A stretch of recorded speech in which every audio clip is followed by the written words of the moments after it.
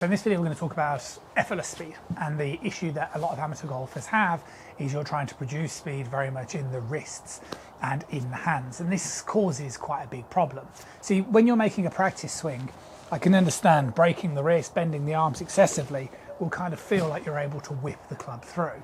But this isn't what you need right inside the swing. In fact, it's actually the opposite. So one of the terms that often gets used inside the golf swing is a term of width. Now, a better sort of biomechanical term would be known as an extensor force. And an extensor force is an outward force. So what you're trying to do, if I use this piece of rope in a slip knot fashion and I place just my right hand on the club, is I don't want to be excessively cocking the wrists and moving the wrist, because what will happen is I'll end up re-gripping and letting go of the club.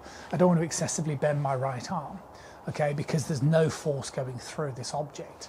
Now, what you want to be doing is quite the opposite, which is this. You see, the backswing position that surprises lots of students that I get the chance to work with is actually there's not as much arm movement as you think.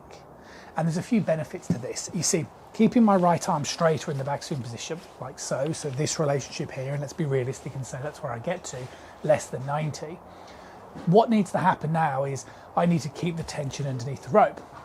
So as I rotate in this direction and my right arm straightens in this direction, this is really the key move inside the swing.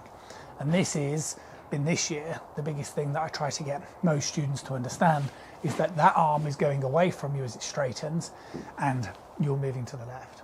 And it really is the blend of both of those that's the key for effortless speed. And the reason why is because you need to maintain the tension inside of the rope.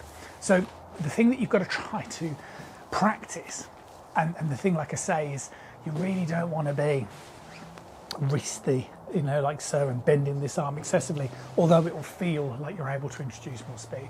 The way that you really want to go about this is keeping this right arm much, much straighter, and where you're going to get your speed from is the rotational component towards your swing. So keep it nice and wide on the way back, nice and taut, and then as soon as I start the downswing, I rotate progressively towards the target as I straighten this arm. Now my last point would be, what about casting wrist? Aren't you going to cast it? No, because the upper arm needs to move to the side of the body as you simultaneously do it.